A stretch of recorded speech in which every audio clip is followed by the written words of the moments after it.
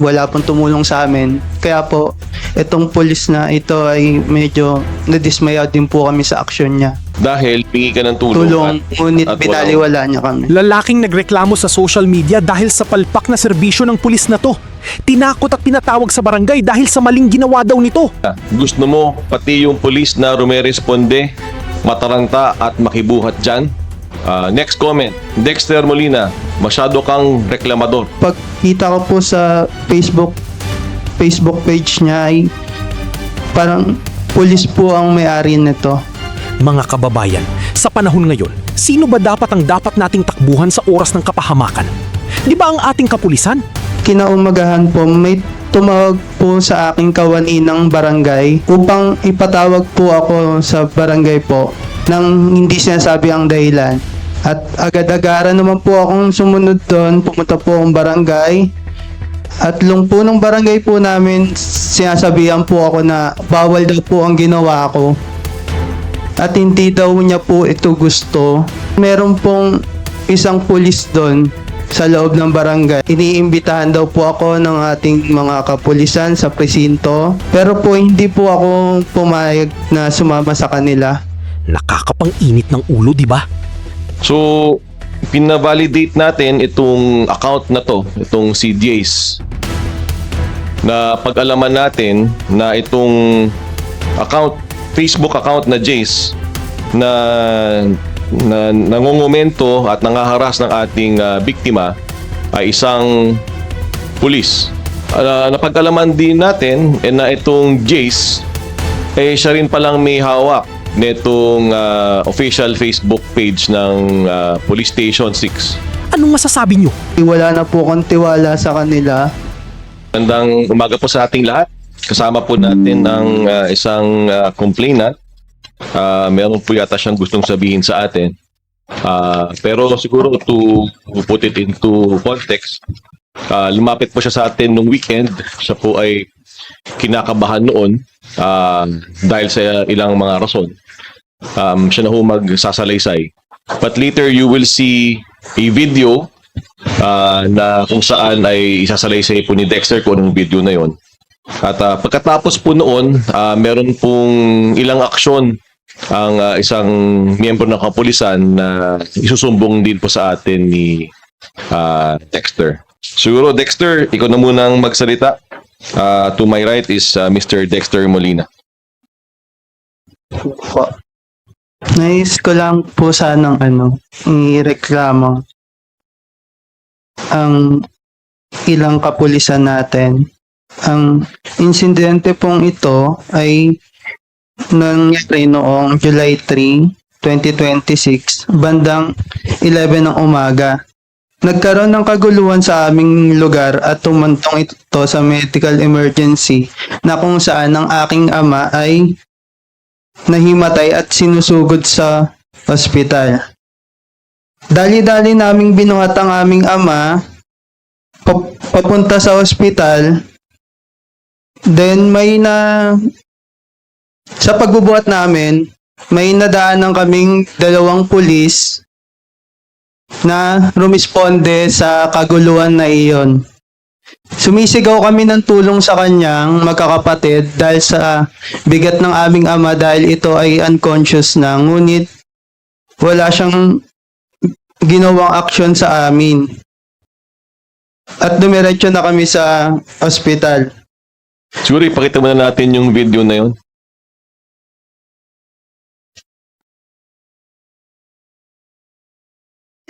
Isalaysay mo yung nangyari dito.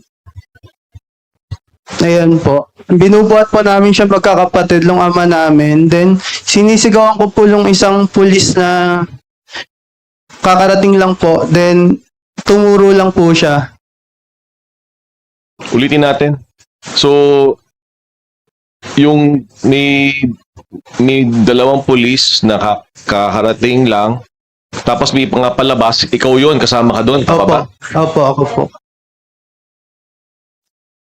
Ayan pong naka-light blue po. Tumitingin pa po sa kanya. So, yung tatay mo ang inatake, tama? Yes po. Yes po. Okay. At anong opinion mo? Sabihin ko, yung tatay mo, inatake, dinadala niya sa labas at humingi ba kayo ng tulong sa mga kapitbahay nyo? Nagsasalita ka ba? Sumisigaw ka ba? Opo, sumisigaw po kaming magkakapatid ng tulong po. Ngunit kahit civilian, wala pong tumulong sa amin. Kaya po, itong pulis na ito ay medyo nadismaya din po kami sa aksyon niya. Dahil hingi ka ng tulong. Tulong, ngunit at binaliwala niya kami. Ayun po. Okay. Dahil dito, anong ginawa mo? Dahil po dyan, kinagabihan po, kinuha ko po itong CCTV footage sa aming punong barangay. Humingi po ako sa kanya ng pahintulot kung pwede ko po ba itong makuha. Pumayag naman po siya.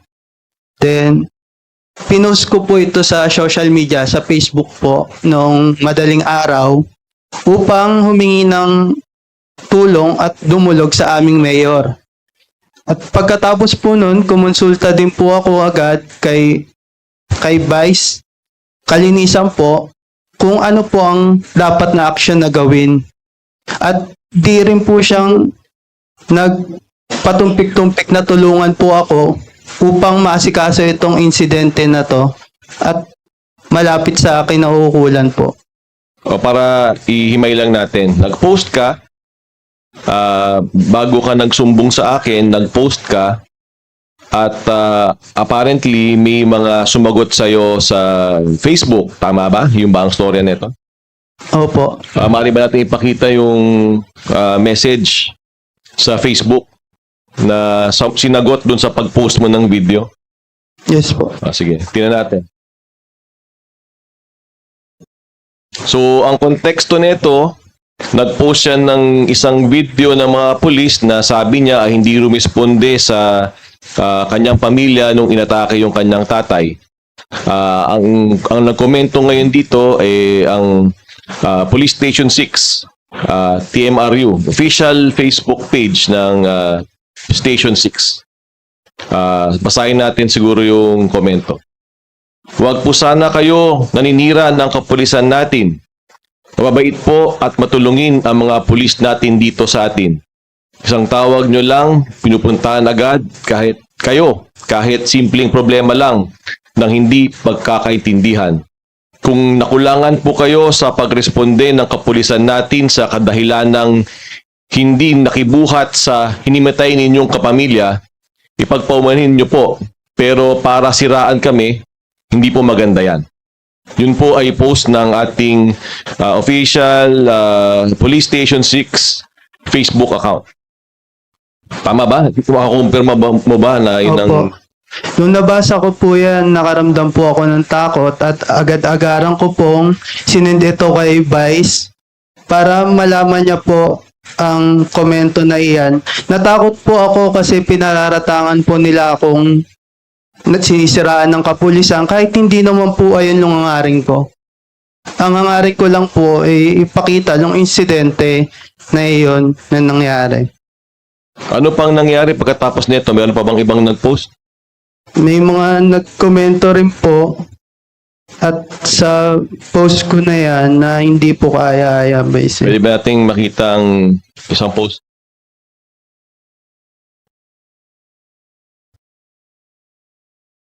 Paki-focus yung yung baba.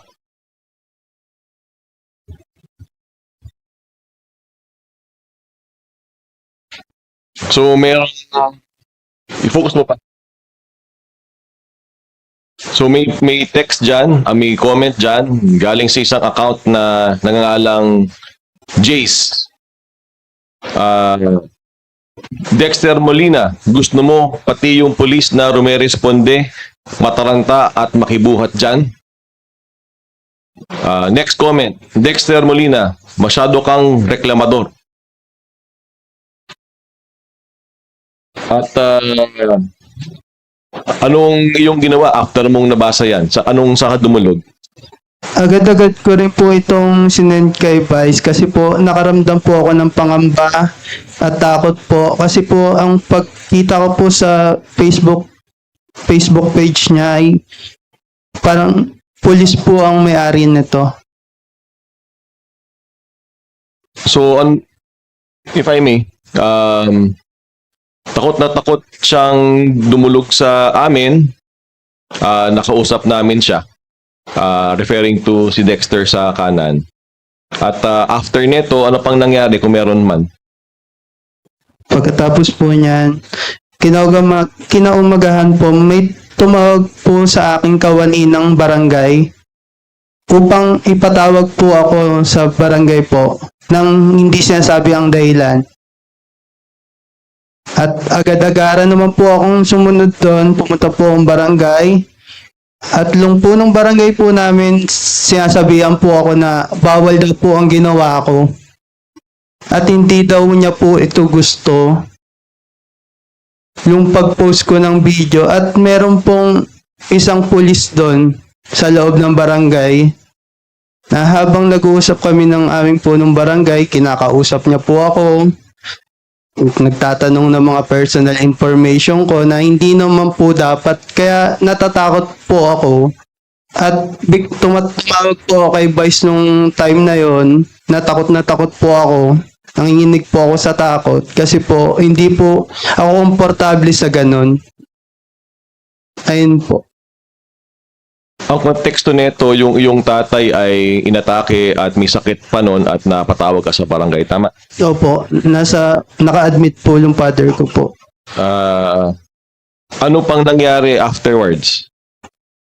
After ko po umalis doon, may binalikan po ako ng isang barangay kagawad na may tanod sa bahay namin. Then, iniimbitahan daw po ako ng ating mga kapulisan sa presinto na may mga NAPOLCOM officer naman po doon para ang side ko po ay alamin nila. Pero po hindi po ako pumayag na sumama sa kanila. Dahil nag-usap na tayo, ang instruction ko noon ay pumuntahan sa aming opisina. Tama ba? Opo. Ayun lang po yung sinunod ko, Vice. Kasi po, parang yung takot ko po wala na po akong tiwala sa kanila. Yung takot po na binibigay nila sa Facebook at personal po, ayun po. So, pina-validate natin itong account na to, itong si Jace. Na pag-alaman natin na itong account, Facebook account na Jace, na nangongomento at nangaharas ng ating biktima ay isang pulis. Ang pangalan ng pulis ay si Police Master Sergeant Jezreel Arboleda. At tama ba na nirereklamo mong itong si Police Master Sergeant Arboleda sa NAPOLCOM? Opo. Kasi sa mga di niya po kaya yung komento para sa akin po. Napag-alaman din natin na itong Jace, siya rin palang may hawak nitong official Facebook page ng Police Station 6. Ito ay napag-alaman natin dahil vinalidate ito ng ating NAPOLCOM NCR na tumugon sa panawagan nitong ating biktima at pumunta sa mismong lugar noong araw na iyon. At based on our validation, itong si Jace nga, itong account na to, yung anonymous Facebook account na ito ay isang pulis na nagngangalang Master Sergeant Jezreel Arboleda. Hindi ito katanggap-tanggap dahil dapat ang ating pulis ay tumutulong at naging sensitive sa pangangailangan ng ating biktima. At hindi dapat sila ay nagtatago sa anonymous account para mangharas ng ating mga biktima. That is why this is a sad moment. Hindi dapat ganito ang treatment natin sa ating na merong mga reklamo sa atin. May comment ka pa, Dexter? Ano pang gusto mong sabihin? Ano bang naramdaman mo nung nag-post tong si Jace ng message dun sa Facebook mo? Natatakot po ako kasi po meron pa po siyang isang message na na-comment sa aking post na kung sakaling mali ang bintang mo sa kanila, ikaw ang makakasuhan dahil sa bintang mo sa kanila. Na parang nagbabanta pa po siya na kakasuhan daw po ako. Ako lang po yung nagtataguid sa pamilya namin. Kaya po, nakaramdam po ako ng sobrang takot dun sa komento na yun.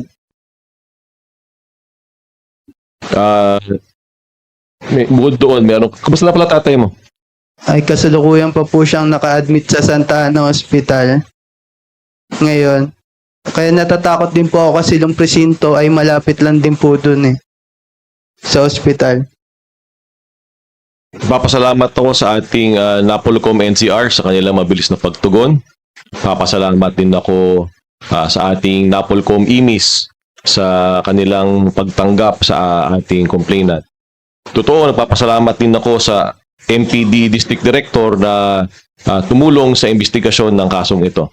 Na si General Santiago. Tayo ay tinulungan niya nung mismong araw na nangyayari ito. Kaya, totoo hindi ko rin maintindihan bakit tuloy-tuloy pa rin ang maganap habang may instruction na tayo sa complainant na pumunta na sa National Police Commission. Parang hindi ko maintindihan bakit ganito pa rin ang mga kaganapan. Comment siguro, Director Edman Pares ng ating IMIS.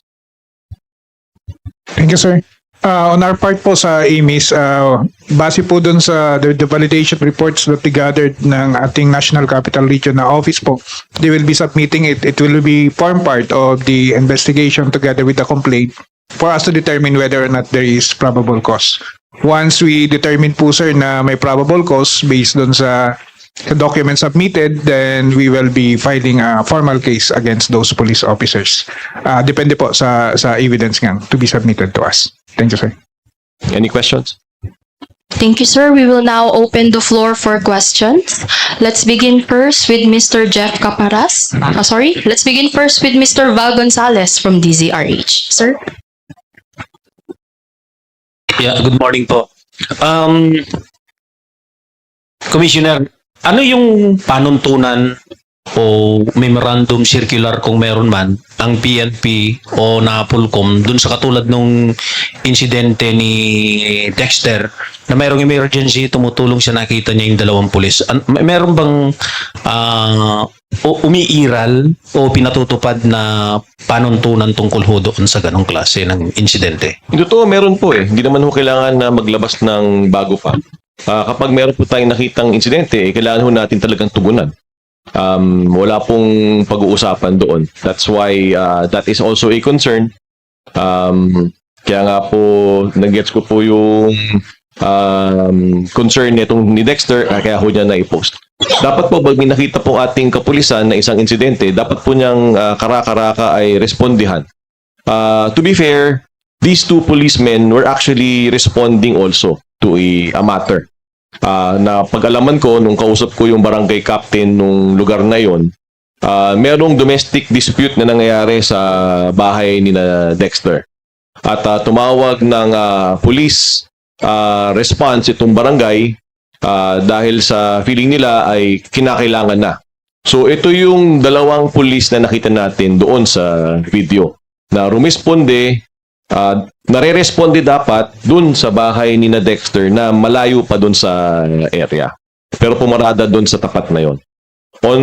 Habang pumaparada, itong grupo ni na Dexter na merong insidente sa kanilang tatay na inatake ay dinadala sa labas. Dapat po ay respondihan natin yun. Wala pong tanong doon. Pero to put that in proper context, these two policemen were also responding to a case called by the barangay. Hindi alam ng dalawang pulis na yon na yun yung kasong dapat nilang respondihan. Pero kita na rin natin na meron din dapat na respondihan na emergency. Hindi naman sinasabing dapat makibuhat kayo eh. Pero it's an emergency which necessitated immediate police action. Na tumawag man lang sana ng ambulansya or what, o dapat may ginawa hong ganun. Dapat may ginawa. Dapat tumulong. Sadly, hindi buo ang naging tulong doon sa incidente. They have responded, yes, they arrived upon the request of the barangay. However, yung tunay na ganap ay hindi na-respondihan. Yung insidenteng nangyayari sa harapan nila ay hindi rin nila na-respondihan. I understand, Commissioner, na ipinatawag na ninyo, tama ba yung narinig ko? Pinatawag na ninyo yung concerned PNP personnel? Hindi pa.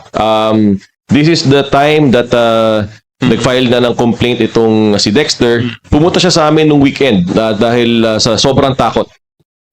That's why we had to speak with him ng Sabado. Ngatog na ngatog siya noon. Hindi ko makakalimutan yun. Pati sa pagtawag niya sa akin noon, ngatog na ngatog siya. So ngayon pa lang natapos ni Dexter ang kanyang papel na ipinasa dito sa Napolcom. Pumunta ang ating Napolcom NCR on the ground para i-validate ang istorya at nabuo na ng Napolcom NCR at naimbestigahan na itong matter na ito.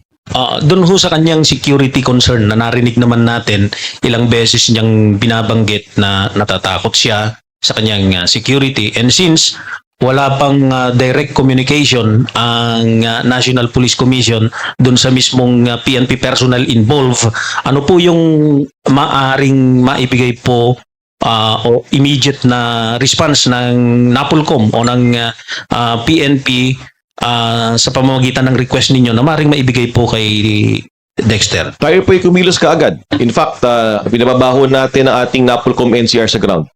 Hindi man kailangan ipatawag yung dalawang pulis na ito. Pinuntahan nila mismo yung police station, pinuntahan din nila mismo yung barangay. As far as we are concerned, we also coordinated with the district director of the Manila Police District.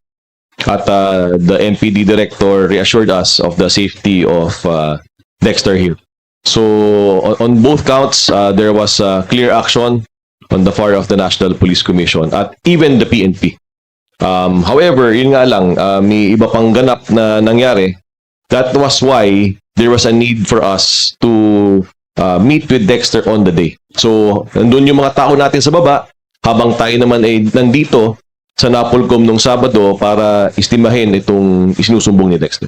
Anong particular case or cases na maaaring maifa sa mga police concerned, Commissioner? Doon sa dalawang pulis na hindi nakaresponde na maayos, maaring neglect of duty ang kanilang maging kaso. Doon naman sa pulis na itong si Police Master Sergeant Jezreel Arboleda, grave misconduct po ito at conduct unbecoming of a police officer.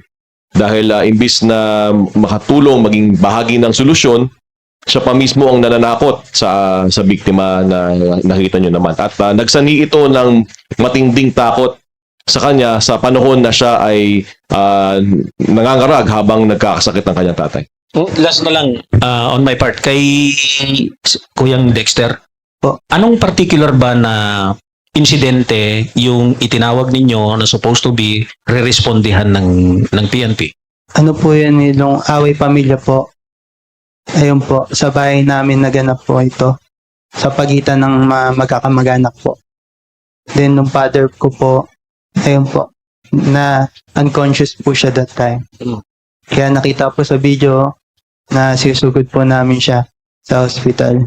Na hanggang ngayon po, nasa hospital po. Okay, thank you. Thank you, sir.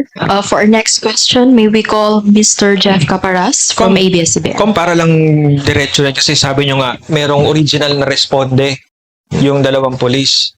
Tapos, it so happen na pumatak sa harapan nila yung panibagong quote-unquote responde dahil emergency ito. Sir, for the record, kasi di ba alam naman natin minsan ng psyche ng polis kung ano yung itinawag, yun lang talaga yung naka-tunnel vision sila doon sa responde na yun. So just to set the record straight, hindi din sila nakapunta ron. So parang dalawang responde ang hindi nila na-respondehan. Wala na rin silang re-respondihan dun sa lugar eh. Pero nakapunta sila doon. Siguro mas nakakaalam si Dexter. Oo. It will be part of our investigation pero wala na silang re-respondihan dahil kumiskiyerda na yung may sakit na yun. Inatake na sa sabing puso eh. Inatake na. Nimatay na yung tatay niya at kailangan na dalhin sa ospital. Okay, so in the future, for reference din ng mga kasamahan natin sa PNP, alam mo, may tinawag sa kanila na responde A, tas biglang suddenly pumunta sa harapan nila yung responde B. So anong unahin nila? Una naman sa lahat, dalawa sila eh. Okay. Diba? So, kung nangangailangan man ng responde, alam natin na naka-body naman, body system sila. Pero alam naman nila na domestic dispute din naman yun. So, they have to exercise prudence in responding. Diba? Kita rin naman na yung lumalabas ay extremely urgent na. At yung isa ay domestic dispute. They could have exercised prudence in responding to the case na meron din namang mga barangay tanod na nandun na rin naman sa lugar. So it's a tricky situation because they are trained to respond to the particular case. Tama ka doon, pre. However, there was an extremely urgent matter happening in front of them, and which also necessitated a police response. Yun po ang sagot ko doon. So anong picture yung expected dapat nangyari doon? Humawi ng crowd, may inutusan ng mga, kasi sabi ni Dexter, even kapitbahay, wala eh. And then, yung authority doon, they could have instructed kapitbahay, tulungan. Gusto ko nang ayoko magdikta ng dapat nilang ginawa eh. We will not micromanage that. Case-to-case basis, Pero at the very least, we can see that the response was lacking. Lacking. Okay. There could have been a menu of items that they could have done. If they themselves could not have personally assisted, they could have ensured assistance by other emergency responders towards that person. That is why the response was wanting. Maraming pwedeng nagawa doon sa panahon na yun. Sir, doon naman sa KJ's hiding into a pseudonym and a pseudo character. Sir, we know for a fact maraming nasa serbisyo ang, di ba minsan nadja-jumble pa yung pangalan, pabaliktad, parang ambulansya na pabaliktad yung pangalan.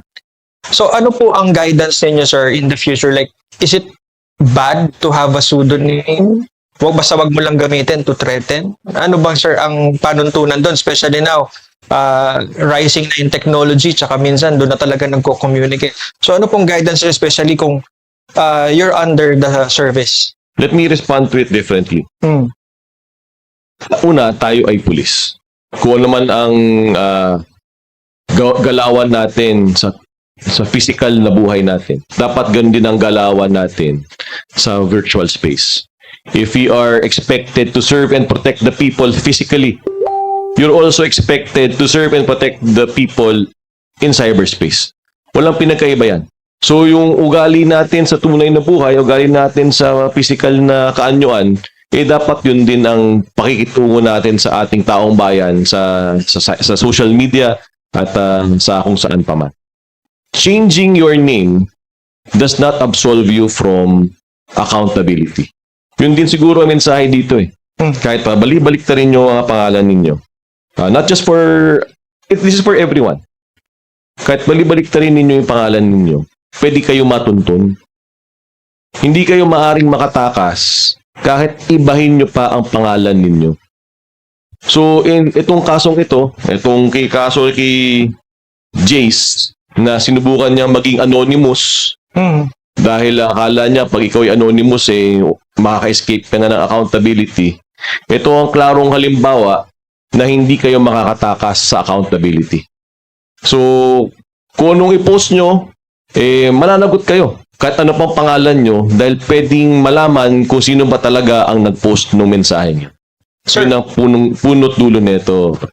So, does it open a window for the public na kung may mag-threaten sa kanila, pwede ba nating ipaking sa NAPOLCOM para investiga, quote-unquote, kung ito ay police? Can we do that? Kung kinakailangan at ito'y kailangan imbestigahan at mukhang pulis ang mga involved dito, bukas ang aming tanggapan. Siguro panawagan na rin sa ibang ahensya de gobyerno na siguro we have to look into yung accountability of the general public in their posts. Nangyari kasi ang kultura natin, iniiba yung pangalan, nagkakaroon bardagulan na tayo online eh. Nawawala na yung dignidad, nawawala na yung pakikitungong tama, nawawala na yung social norm of treating each other with respect dahil lang sa binabago nyo ang pangalan nyo sa social media. Dapat ito ay mahinto. Dapat gawa tayo ng paraan, mag-usap-usap kami rin sa gobyerno na magawa natin ng paraan na ito ay mahinto kasi yung respeto natin sa kapwa nawawala kasi binago nyo lang yung pangalan sa SOCMED, pwede nang gawin ng lahat. Hindi po lisensya yon, hindi po susi yon. At kami po sa NAPOLCOM ay we're lending our voice in saying that this has to stop.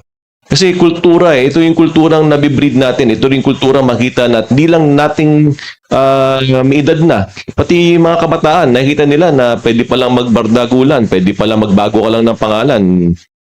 You can say anything you want. It's not the case. Once you post it, you should be responsible for what you post. And totoo lang, this is a clear example na we can find out who posts what. So, wag nyo na hong gawin. Kasi pwede hong malaman talaga kung sino ho talaga ang nag-post niyan. So, wag nyo na pong gawin. Panawagan ako sa lahat. Hindi lang ako sa pulis, hindi lang po sa ordinaryong tao, sa ating lahat na let's be more responsible with our social media posts. Mahuhuli kayo. Huwag nyo na hong subukan. Last on my part, have you coordinated to Mayor Isko? Kasi parang may complaint din si Dexter na tinatreated siya ng mga barangay na nandun sa kanila. Kakatanggap pa lang ho namin to. Siyempre, ang una namin kailangan atupagin yung aspetong kapulisan. But we will also reach out to the good mayor. Thank you, sir. Are there any follow-up questions from our media partners? Since there are no further questions, we'd like to invite again Commissioner Calinisan for his closing statement, sir. Muna, maraming salamat po sa ating lahat. Panawagan na lang po sa ating kapulisan na yung pong respeto natin sa pang-araw-araw, sa pagkikitungo sa kapwa, ituloy ho natin. Lalong-lalo na even in cyberspace. What is expected of us in the physical realm sa totoong buhay, yun din po sana ang pamantayan natin habang tayo po ay nasa Facebook, habang tayo nasa TikTok, habang tayo po ay naka-online. Hindi ho tayo pwede magtago sa ibang persona dahil lang po tayo ay nasa social media. At yun din po ang panawagan ko sa lahat ng tao nakikinig dito. Bilang ordinaryong Pilipino, dapat po tatuhin po natin ang bawat isa na may respeto. Hindi ho porke babaguhin natin yung pangalan natin at iba yung pangalan natin sa SOCMED ay pwede na ho tayo magsabi ng kahit anong gusto nating sabihin. We should be also mindful of the rights of others. Hindi po basihan na pwede mong sabihin ang gusto mong gawin dahil nagbago ka lang ng pangalan. Hindi po. Tayo po dapat ay magrespetuhan. Tayo po ay tao lang. Tayo po ay mga tao. Ang tungkulin ho natin ay magpakatao sa ating kapwa. Huwag ho nating gawin yung mga ganitong klaseng gawi na magkatago tayo sa alias para lang gumawa ng kasamaan sa iba. Maraming salamat. Thank you very much, sir. That concludes today's briefing. Good afternoon.